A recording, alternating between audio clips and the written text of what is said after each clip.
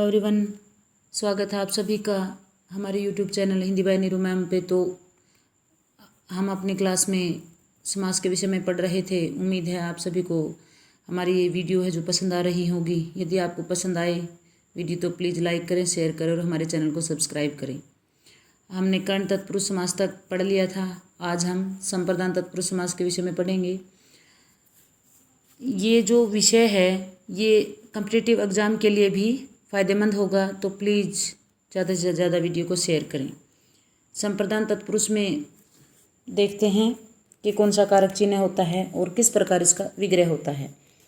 संप्रदान तत्पुरुष समास में के लिए आप सभी को पता है, जो हमारा कर्ण तत्पुरुष समास है वहाँ तक हम पढ़ चुके थे, और उसका से या के द्वारा माध्यम के रूप में या साधन के रूप में प्रयोग किया जाता है कर्ण तत्पुरुष समास का।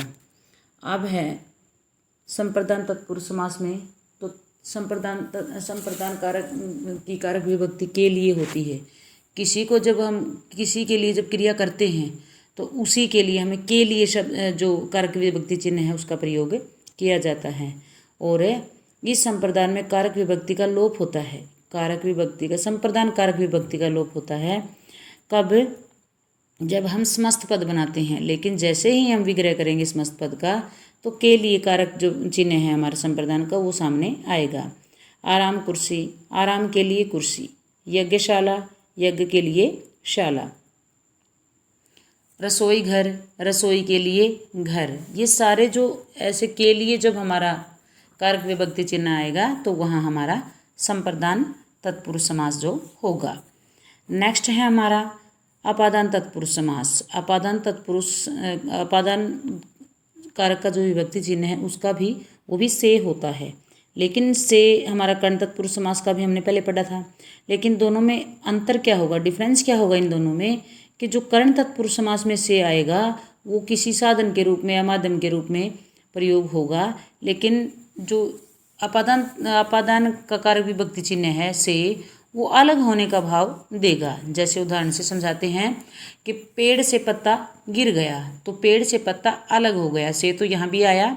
और एक और एग्जाम्पल देते हैं, उसके माध्यम से आपको अच्छी तरह समझ में आएगा। जैसे हमने बोला कि राम बस से दिल्ली गया, राम बस से दिल्ली गया, तो यहाँ जो से आया है, जो बस से आया है, तो बस एक माध्यम के रूप में कार्य कर रही है।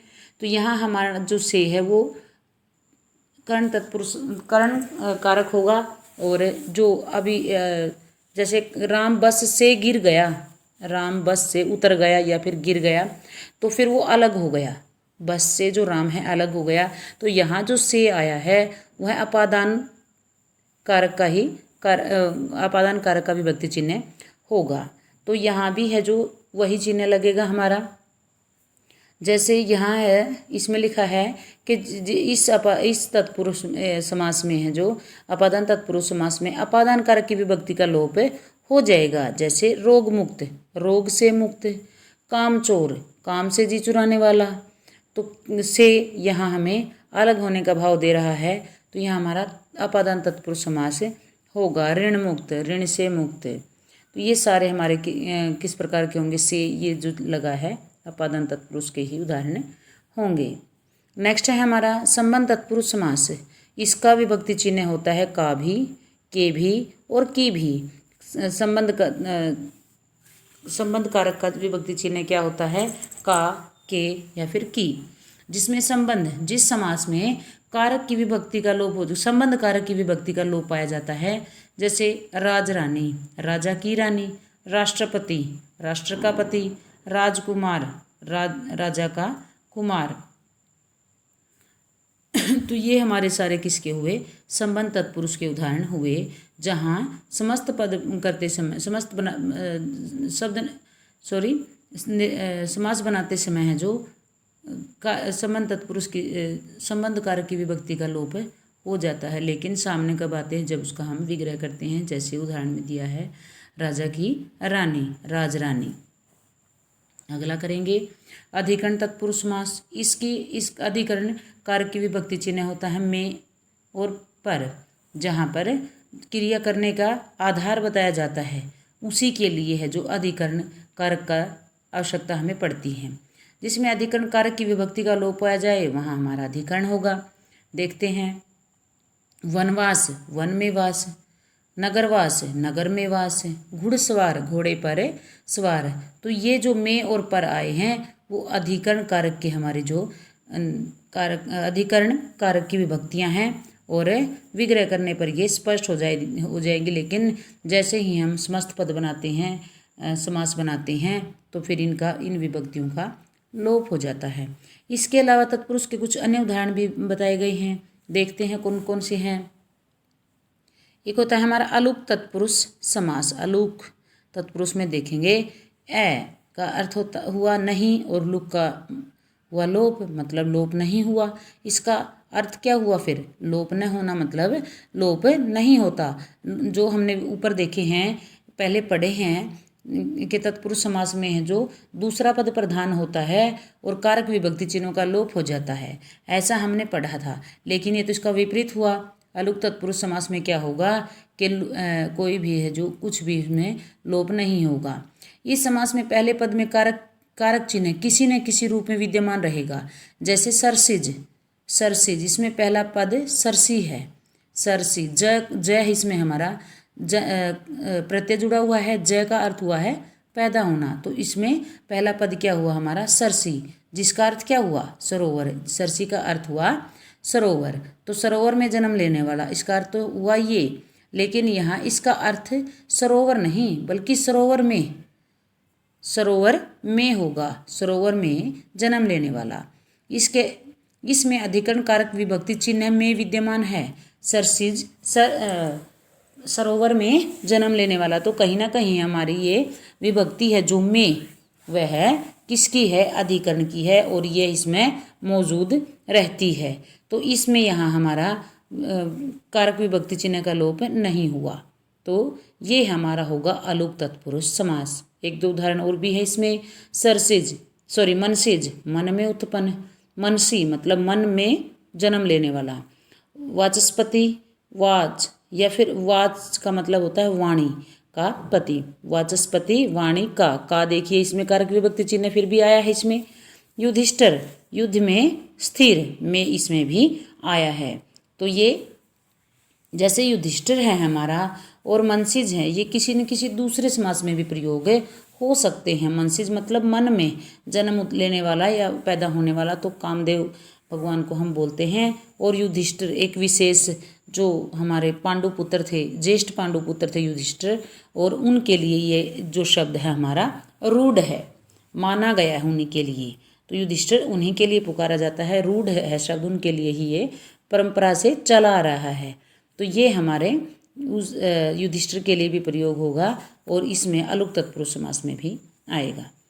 आगे है हमारा नय तत्पुरुष समास। निषेध या अभाव, यहाँ मनाही होती है या फिर थोड़ा बहुत होती है, कमी होती है जहाँ, या फिर निषेध बिल्कुल मनाही होती के अर्थ को प्रकट करने के लिए, कि बिल्कुल थोड़ा बहुत, या फिर निषेध मनाही के अर्थ को प्रकट करने के लिए ही किसी शब्द में पूर्ण में ए या अन या न आदि का प्रयोग होता है, वह होता है हमारा नय तत्पुरुष समास। नय तत्पुरुष में देखिए उदाहरण है अहित। इसका अहित मतलब हित नहीं, तो इसका अर्थ, इसका विग्रह क्या होगा कि न हित, असत्य, न सत्य, अनुचित। देखिए अन प्लस उचित, अन प्लस उचित होगा। इसका मतलब भी अन का मतलब ही हुआ न उचित, जो उचित नहीं है। ना समझ, न समझ, जिसको समझ नहीं है। अनशन, अन, न अन, अशन मतलब जिसमें भोजन, अशन मतलब भोजन नहीं है। तो ये हुआ हमारा न तत्पुरुष समास, मतलब बिल्कुल मनाही के लिए ही इसका प्रयोग लगभग किया जाता है। जैसे हमने अभी पढ़ा है, सभी में अन, ना, नी या फिर ए लगता है, जिन शब्दों में ये उपसर्ग जुड़ते हैं और उसका अर्थ बिल्कुल निषेध मनाही के लिए किया जाता है, वहाँ हमारा न तत्पुरुष समास होगा। अगला है हमारा उपपद तत्पुरुष समास। उप का मतलब होता है पास में, या फिर छोटा भी इसको बोलते हैं। जैसे उपराष्ट्रपति, जो मुख्यमंत्री, जो भी उप मतलब छोटा या बिल्कुल पास में इसका अर्थ होता है। इस समास में उत्तर पद मतलब दूसरा पद एक उप छोटा या पास पद होता है। उत्तर पद इस समास में उत्तर पद एक उप या पद होता है। वह भाषा में स्वतंत्र रूप से प्रयोग नहीं होता। ये उपपद समासिक पदों के निर्माण में सहायक होते हैं। उपपद समासिक पद में जैसे एक अलग से शब्दांश होता है, एक पद या शब्दांश जिसको बोलते हैं, एक प्रत्यय के रूप में आप मान सकते हो इसको, के प्रत्यय लगते हैं पीछे, जैसे कार, कर, चर, प, द, ज, ज्ञ, ग, धी, स्थ, प्रद, पद, पर्द, दाई आदि। ये जो हमारे शब्द या शब्दांश जिसको या पद बोल सकते हो, तो उसको है जो वो उसके शब्द के पीछे जुड़ते हैं, तो उसको एक, इसलिए इसको उपपद भी तत्पुरुष समास भी कहा जाता है कि एक छोटा पद उत्तर पद के रूप में जुड़ता है। जैसे चर्मकार, चर्म चमड़े का काम करने वाला। दिनकर, दिन को करने वाला कौन होता है? यदि सूर्य, दिनकर तो हमारा सूर्य ही होता है, सूर्य के लिए प्रयोग करते हैं, तो इसका सूर्य के लिए जब प्रयोग करेंगे तो फिर बहुवीरी में हमारा ये बहुवीरी समास के अंतर्गत ये शब्द हमारा आएगा। जलचर, जल में विचरण करने वाला। महीप, मही मतलब पृथ्वी को पालने वाला, पृथ्वी, मही का मतलब होता है पृथ्वी, प को पालने वाला। जलद, जल देने वाला। जलज, देखिए जलद अलग चीज है हमारा, जल देने वाला, या हम जलद है जो बादलों के लिए प्रयोग करते हैं।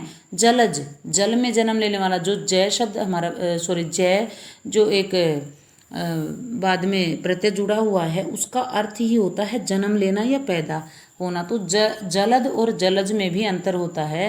तो जलज का अर्थ हुआ जल में जन्म लेने वाला, या फिर कमल के लिए ये प्रयोग होता है। तो यहाँ तक था हमारा। आगे देखते हैं, आगे भी जो हमारे ऊपर छोटे छोटे पद दिए हुए थे उनसे हमने एक दो और उदाहरण इसमें डाले थे। कृतज्ञ, कृत मतलब उपकार को मानवे, किए हुए का उपकार मानने वाला। खग, ग जो आया है, ख आकाश में गमन करने वाला। जलधि, जलधि वैसे समुद्र के लिए प्रयोग किया जाता है। जल को धारण, धी का मतलब धारण करने वाला, जल को धारण करने वाला समुद्र के लिए प्रयोग किया जाता है। निर्धि, नीर बात वही हुई कि निर्धि नीर को धारण करने वाला या जल को धारण करने वाला, एक ही बात है। वारिधि, वारी भी हमारा जो जल का ही पर्यायवाची है, और अम्बुधि, अम्बु भी जल का ही एक पर्यायवाची होगा। प्योधि आदि बहुरी समास के में भी ये प्रयोग होते हैं। तटस्थ, तटस्थ मतलब एक साइड, किनारे रहने वाला।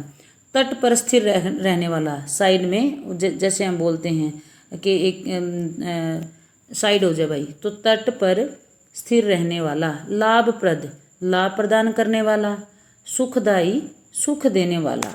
तो दाई, प्रद, स्थ, धी, ग, ज्ञ, तो ये सारे हमारे जो शब्द आए हैं ये बाद में जुड़ते हैं, इसीलिए एक छोटे पद के रूप में जुड़ते हैं, इसीलिए इसको उपपद तत्पुरुष समास कहा जाता है। नेक्स्ट है हमारा, इसी का एक भाग रहता है लुप्त पद या फिर मध्यलोपी तत्पुरुष समास। लुप्त पद या फिर मध्यलोपी, जो मतलब एक पद गायब ही हो जाता है या फिर मध्य में गायब हो जाता है, तत्पुरुष समास का ही एक उदाहरण, एक भाग ये रहेगा। इस समास में पूर्व पद और उत्तर पद के मध्य, बीच में, मध्य मतलब बीच में प्रयोग होने वाले कारक चिन्हों के साथ साथ अन्य पद भी लुप्त हो जाते हैं। जैसे हमने बताया था कि कारक चिन्हों का लोप हो जाएगा, वे गायब हो जाएंगे कब? जब हम उनका समास बनाएंगे, समस्त पद बनाएंगे। लेकिन इसमें कहा गया है कि उन चिन्हों के साथ साथ हैं जो हमारे अन्य पद, बीच में जो अन्य पद भी और आते हैं वो भी गायब हो जाते हैं। जैसे रेलगाड़ी, रेल मतलब रेलगाड़ी आपने देखी होगी और वो पटरी पे चलती है, उसी को रेल बोलते हैं, उस पटरी को ही रेल बोलते हैं, पटरी पर चलने वाली गाड़ी। तो जो बीच में जो आए हैं पर, चलने वाली, ये जो सारे शब्द हैं पर के साथ साथ ये दोनों शब्द भी जो गायब हो गई, पद दोनों गायब हो गए, इसलिए कहा गया है लुप्त पद या फिर मध्यलोपी तत्पुरुष समास। जलयान, जल पर चलने वाला यान। वन मानुष, वन में रहने वाला मानुष। पर्णशाला, पर्ण मतलब घास से बनी हुई शाला। तो देखिए इस ये जो हमारा एक तत्पुरुष समास है लुप्त पद या फिर मध्यलोपी, इसमें कारक विभक्ति चिन्हों के साथ साथ जो अन्य पद भी गायब हो रहे हैं, तो इसीलिए इसको बोला है लुप्त पद या फिर मध्यलोपी तत्पुरुष समास से। यदि आपको पसंद आ रही है हमारी वीडियो तो प्लीज़ कमेंट करके बताइए। धन्यवाद। आज की क्लास हम यहीं समाप्त करेंगे।